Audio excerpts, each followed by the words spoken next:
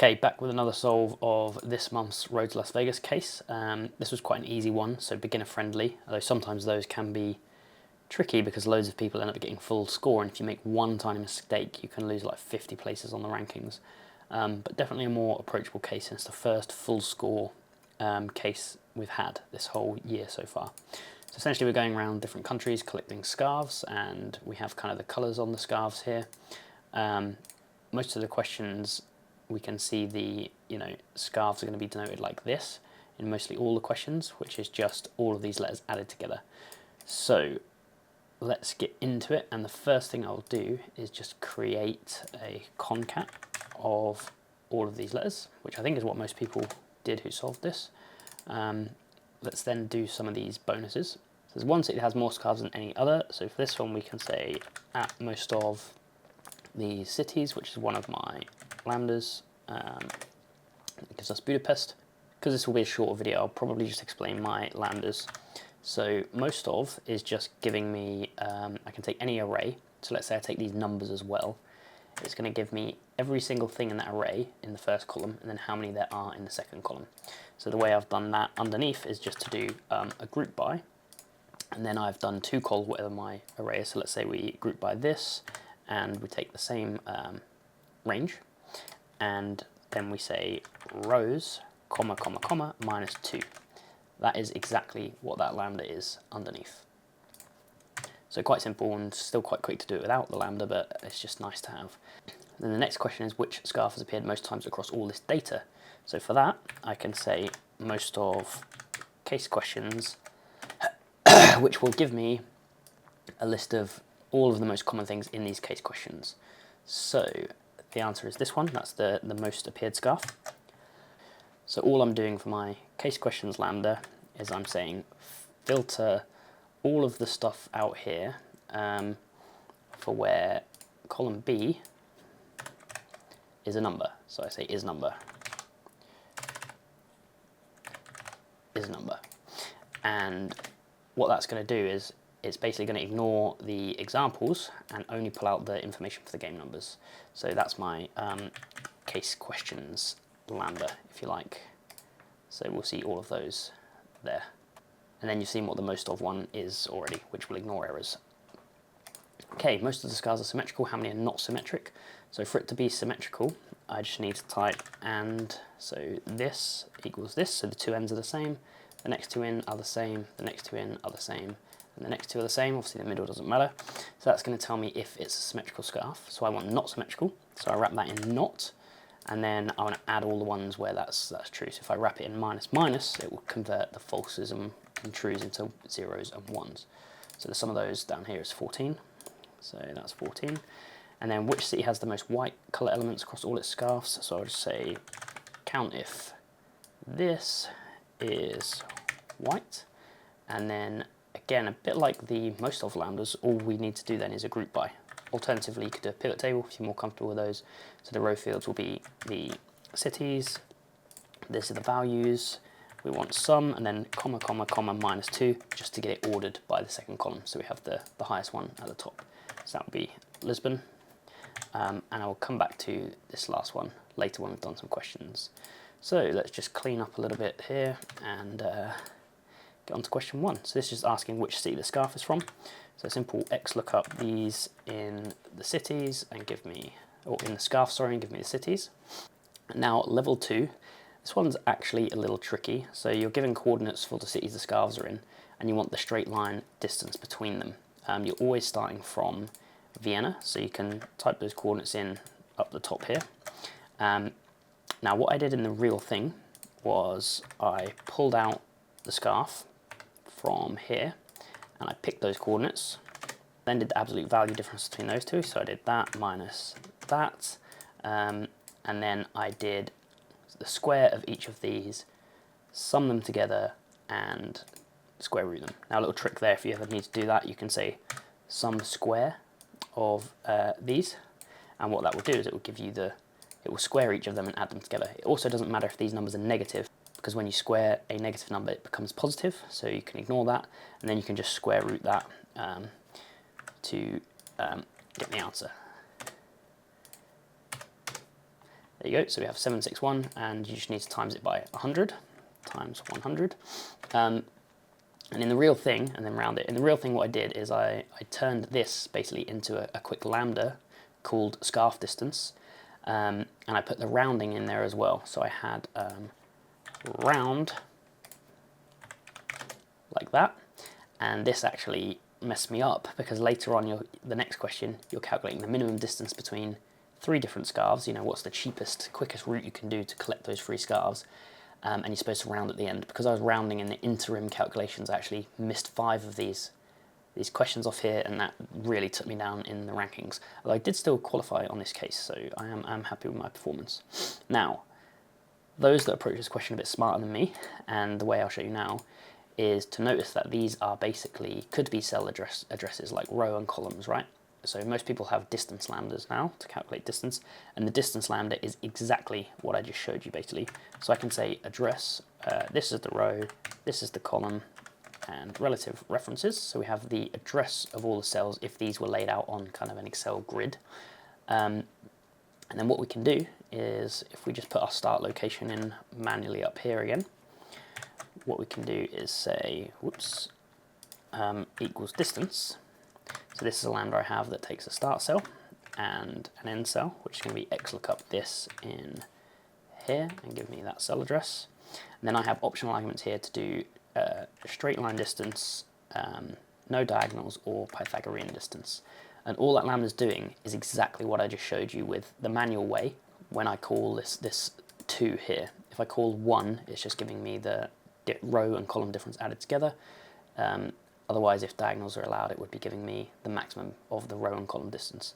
So that is a very clever way to do it. I don't know why I didn't spot that during the live thing, but it's so, when I saw Lorenzo do it in his video, it was kind of a light bulb moment of, oh, that's an easy way to do it. So anyway, let's just say round that like so, and that will give us question 2. Quite a tricky question 2, I feel like, if you're a beginner. Okay, question 3, this is definitely the trickiest question of the case. So it's the same as what we just did, but you need to collect 3 scarves, and you can collect them in any order. So you need to find the minimum distance to do that. So you're going from one city to the other. So I'm going to set this up in a data table quickly. And yeah, for this one, when you have 3 things, I guess a lot of people know there's 6 combinations. And you could do this manually, you know, take the first one, and then we could take second, third, or third, second, and then we could move to putting the second scarf first. So we could do second, first, third, second, third, first, and then, you know, the same for the third one, and we get 6 combinations.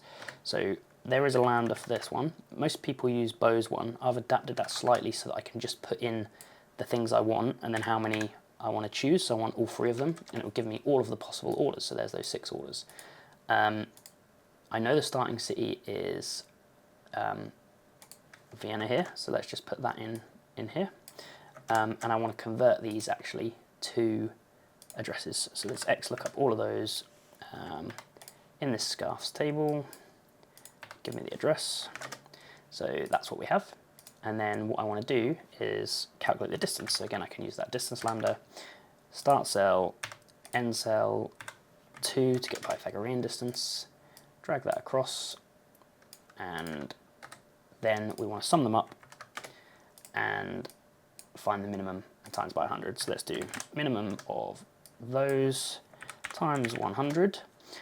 We then want to plus the cost of the scarves. So it's €1 per kilometre we've travelled, and the cost of the scarves is 15 each. So we just need to plus 45 to this number. So it's plus 45, and then we round it. So in the real thing, I rounded here at this stage, which again cost me 5 questions here, which yeah, it's not great, but it is what it is.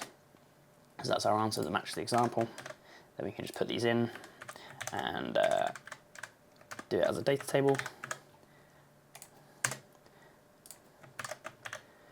So yeah, real tricky question that. And then it gets a little easier. So for this one, we are counting the colours in this, and this is a common problem that's come up a few times now. So we're counting the Y's in all of these. Now in the real thing, I was actually quite slow, and what I did is I made like a 2-row of this, a bit like the Formula Bar and Grill case I did, if you've watched that video. And then I did a count if these are this letter, and then I pulled out that way. That's actually quite slow, so I'll do it the more optimal way now. So first of all, I want to know what the letter is, so I'll say xlookup yellow in here and give me here. The reason I'm not just taking like the left of it is because black is an S here instead of a B, because blue is a B, so it's better to just do that to be safe. So I want to count how many of those are, and there's a lambda for this, count occurrences of that in, and then concat all of this together so it's one big string. This is another lambda here, count occurrences. So I'll just briefly explain what that's doing. I need to lock something.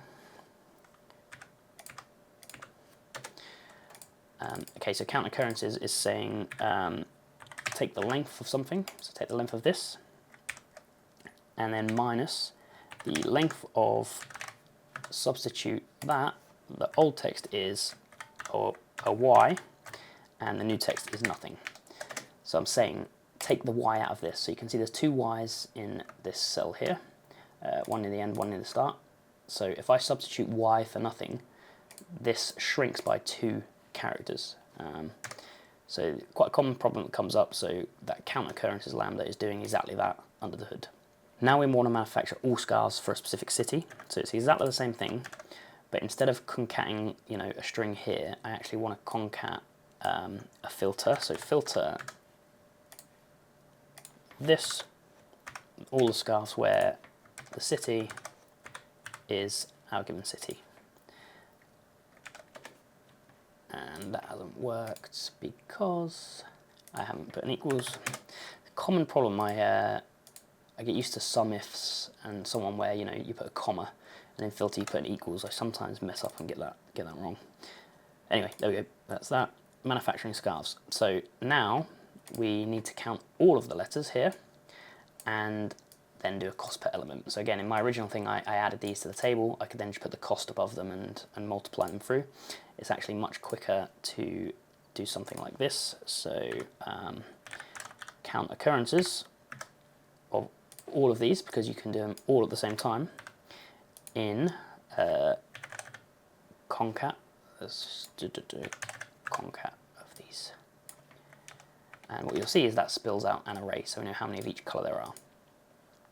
Now the tricky bit with this one is you need to buy packs of colours in 10.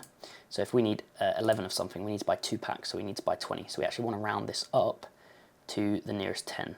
So there's 2 ways you can round up to a multiple. You don't really want to use mRound because that will round down and up, and we always need to round up. So the first way to round these is to use round up, and what you can actually do is round up to -1. So that's the number of significance. So 0 is keep all the digits, round up to 1 would give you decimals and so on and so on, but if you do -1 it will like kind of take a 0 off and round to the nearest 10. So if you do that, you'll see it rounds them all up to the nearest 10. So that's a clever way to do it. Alternatively, you can use ceiling, which will round up to a number of significance. So our number of significance is 10 here, so it will go up to the ceiling of 10. You also have floor to do the same for rounding down to any multiple you like. So this will be better if you needed to round up to the nearest 8 or something like that.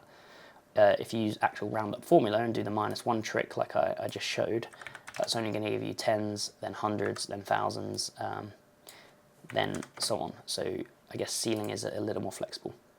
Anyway, that's how many of each packet we need. The costs of the packets are here, so we can just times by that, and that's going to give us our total cost, which is 240.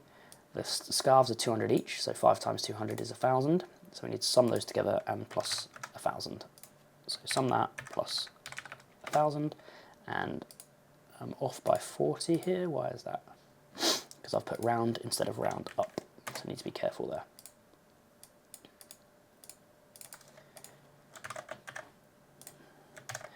Having tried out both travelling and manufacturing, which one's cheaper for a given scarf? So let's just pull this, copy this down here, and we'll pull it here. It's saying we've got circular references because we have all of this. So this is going to give us our cost to manufacture a scarf, but instead of adding 1,000, we only want 200 because it's one scarf now, so we need to be careful there.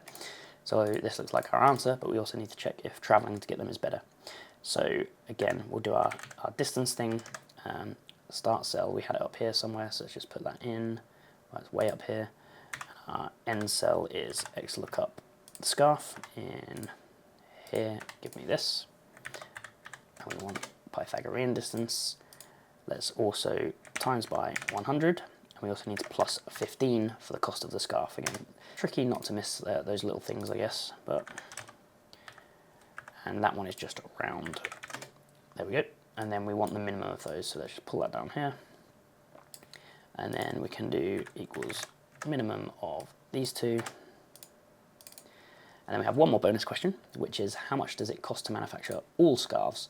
So all we need to do for that one is this method that we did down here. But instead of concatenating these, we just want to concat every scarf. So all I need to do is change this formula here to every single scarf. That gives us 6110, and we're making 100 scarves, which is, you'll see that down here, then they're labelled 100. It's 200 per scarf, so we need to add 20,000 instead of 1,000, if I can actually type. And that's our answer for that one. So once you've got that method laid out, it's fairly easy. So yeah, a good case. A bit annoyed I lost those 5 points on question 3 just from not rounding at the end. Benny's other case, Ship the World, I did the same thing. There was rounding in a lot of questions and I messed the rounding up. So this is a lesson to me to think about rounding a bit harder whenever it's in a question. It seems to be a tradition with Benny cases for me, and Dim's tradition seems to be starting late, and we both did that again this time. So there we go. Anyway, that's it. Hope you enjoyed.